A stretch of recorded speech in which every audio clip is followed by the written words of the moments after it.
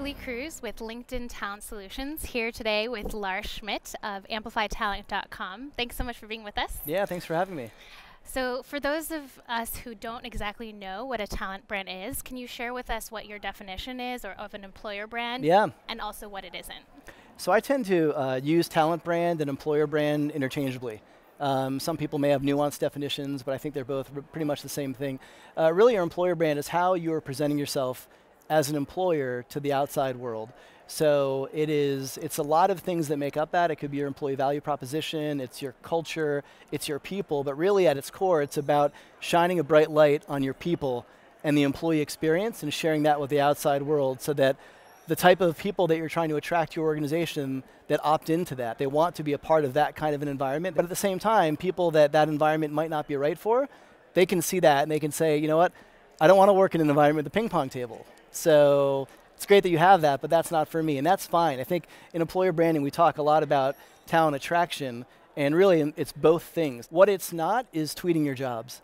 So I think a lot of times people, when you talk about employer branding, you also start segueing into things like social recruiting, and that's a really broad area. And a lot of people just think that is posting jobs out on social media.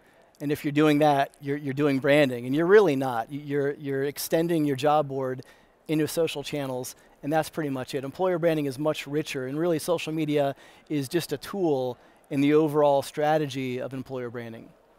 So tell us some of the reasons why recruiting leaders should invest in talent brand. I think your talent brand is a vital component to your overall recruiting capabilities.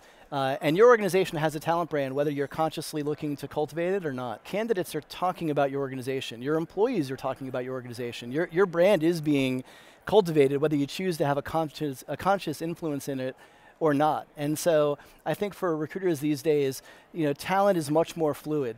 And so how you present yourself as an organization to the outside world and the candidate marketplace is really a vital component of how successful you may be as a recruiter. Because if all of your recruiting resources are focused on reactive, transactional recruiting, right? Posting jobs, hoping good people apply, maybe pipelining, maybe not, that's only one component of a total talent, management and recruiting strategy these days. I think recruiting is learning a lot for marketing. As we begin to take on more of these branding responsibilities, that's a skill set that traditionally has not really existed in recruiting, because your skill set as a recruiter, you still have to be a great sourcer. If you're a full cycle recruiter, you've got to be great at sourcing.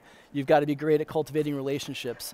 You've got to be great at, building influence, over both hiring managers and candidates. But you also have to be savvy around how you're presenting your company and your jobs to the external marketplace. How would you say that a beginner with talent brand should go about cultivating theirs? I tend to work with a lot of startups and smaller companies that don't have a lot of budget. So they don't have that person whose sole job it is to do branding. That's the work of the recruiters.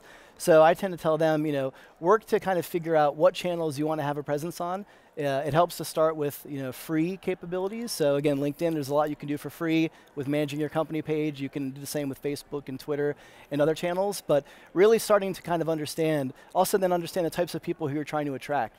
So do some market analysis and understand if we're recruiting, software engineers in Nebraska, let's do a profile of these individuals. Where do they go? What tools do they use? What areas do they live in? Because ultimately, you want your branding efforts to be targeted to the communities where you're really trying to recruit. Well, thank you so much, Lars, for being here, and thank you all for joining us. Great. Thank you for having me.